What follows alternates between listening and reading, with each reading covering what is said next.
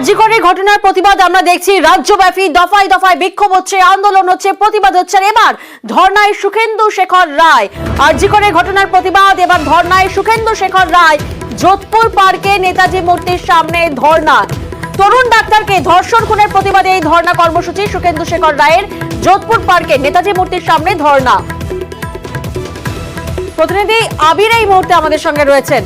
আবির, আজ তাহলে ধর্নায় তৃণমূল কংগ্রেস সাংসদের সঙ্গে আর কেউ থাকছেন?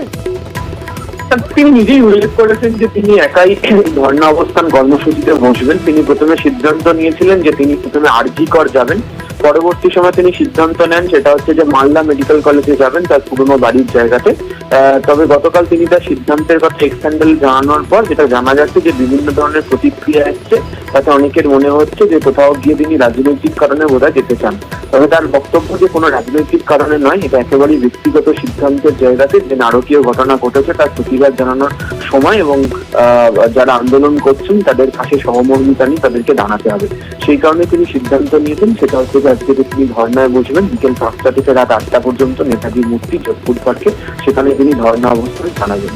ব্যক্তিগত স্তরে তার সঙ্গে যতটুকুনি কথা হয়েছে তিনি সেখানে উল্লেখ করছেন সেটা হচ্ছে যে তারও পরিবারে তার কন্যা সন্তান রয়েছেন, তার নাতনি রয়েছেন, এবং বিভিন্ন জায়গা থেকে তার বন্ধু বান্ধব থেকে শুরু করে বিভিন্ন জায়গা থেকে মানুষজনই আরজিকরের ঘটনার বিরুদ্ধে যেভাবে প্রতিবাদ জানাচ্ছেন, তাতে জনপ্রতিনিধি হিসেবে তারও মনে হচ্ছে যে তাদেরও এই ধর্ণা অবস্থান কর্মসূচি বা এই ধরনের প্রতিবাদ জানানো উচিত। সেই কারণে তিনি সিদ্ধান্ত নিয়েছেন এবং তিনি মনে করিয়ে দিয়েছেন যে এর আগেও বাংলাতে এই ধরনের গোটা ঘটনা ঘটেছে, এবং তিনি অজয় মুখোপাধ্যায়কে তিনি মনে করেন তার আদর্শ সেই পথেই থেকে তিনি ধর্ণা অবস্থান কর্মসূচি চালিয়ে থাকবেন। বেশ, অর্থাৎ বিকেল 5টা থেকে রাত 8টা পর্যন্ত যোধপুর পার্কের নেতাজি মূর্তির সামনে ধর্ণা সুখেন্দু শেখর রায়ের।